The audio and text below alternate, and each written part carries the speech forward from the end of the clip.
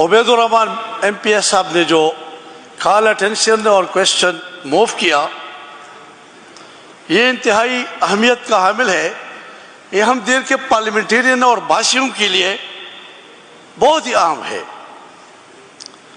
آپ نے اس پر مجھے بات کرنے کا موقع دیا، میں شکریہ ادا کرتا ہوں. اسپیکر صاحب، دیر میڈیکل کالج دیر کے باشیوں کا ایک دیرینہ اور جائز مطالبہ تھا جو 2014 میں اس وقت کے چیف منسٹر صاحب نے منظور فرما کر میڈیکل کالج کی منظوری دے دی، اور 2 جولائی 2014 کو جب جناب عمران خان صاحب نے اس کا باقاعدہ اناگوریشن بھی کیا. اسپیکر صاحب، لیکن 2014 سے لے کے 2018 تک یہ کوڈ، یہ امپورٹنٹ پروجیکٹ کولڈ سٹوریج میں پڑا رہا، اور 2018 میں جب پاکستان تحریک انصاف کی گورنمنٹ آئی تو ہم نے دیر کے ممبر پروونشل اسمبلی اور MNS نے چیف منسٹر، اس وقت کے چیف منسٹر کو میڈیکل کالج تیمرگرہ کا وزٹ کرنے کا ریکویسٹ کیا، جس نے مان کر اور جولائی 2018 میں وہاں کا دورہ کیا.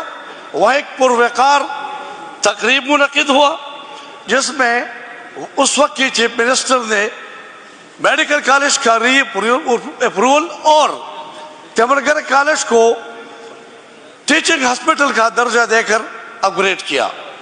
جناب اسپیکر صاحب، ساتھ ہی میڈیکل کالج کی رینوویشن، پروفیسر کالونی کے لیے زمین کی خریداری اور میڈیکل اکوپمنٹ کے لیے مور دین 2.5 ارب روپے ریلیز بھی کیے. اسپیکر صاحب، ہمارے اس پیریڈ میں ہم نے سرتوڑ کوشش کی کہ ہم اس کالج کو فنکشنل کر سکے، مگر ہم ناکام رہے. پھر جولائی میں اسمبلی ڈیزالو ہوئی اور 2024 میں دوبارہ ہماری گورنمنٹ آئی. جو نہیں ہماری گورنمنٹ آئی تو میڈیکل کالج کو سٹارٹ کرنا، اس کو فنکشنل کرنا ہم نے فرض اولین سمجھا. اس وقت کی پیڑھی سے بار بار ہم نے رابطہ کیا، اس سے ہم نے بات کی کہ اس کو جیسا بھی ہو اس کو فنکشنل کرے. اس وقت کے سیکرٹری ہیلتھ اور منسٹر صاحب سے بھی بات ہوئی، لیکن اس پر بھی کوئی کارروائی نہ ہوئی.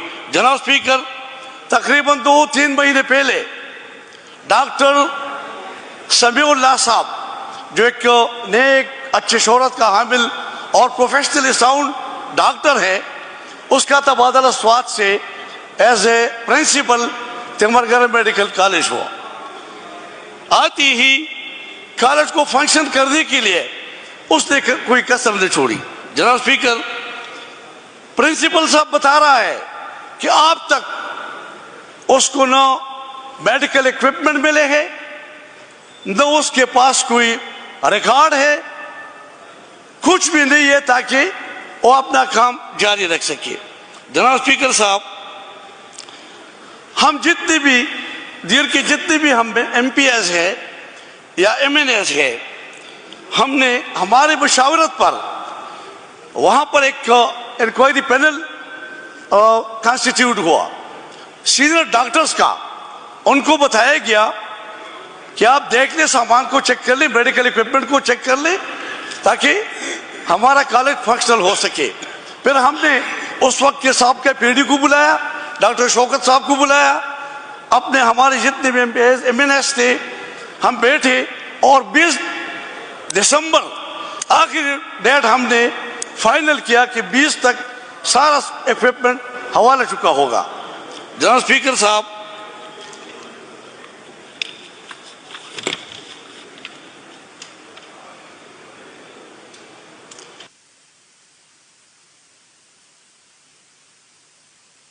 کر دیں ان کا. اچھا، اس طرح ہے شفیع اللہ خان، بہت لمبی ڈسکشن ہو جائے گی. دیکھیں یہ کوشچن آور میں ڈسکشن ہو نہیں سکتی. یہ تو میں اس لیے کہ یہ امپورٹنٹ ایشو ہے، اس لیے میں کہہ رہا ہوں.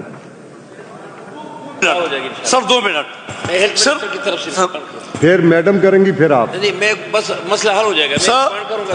سر اس انکوائری پینل نے 20 دسمبر کے بجائے اس بات کے اوائل میں اپنا رپورٹ سبمٹ کیا کہ نہ ان کو کوئی اکوپمنٹ ملا ہے میڈیکل اور نہ کوئی ریکارڈ ملا ہے.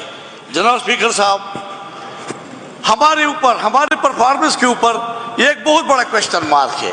صرف میں سجیسٹ کرتا ہوں پرنسپل صاحب کے بارے میں ہم نے ہزارہ محنت کیا.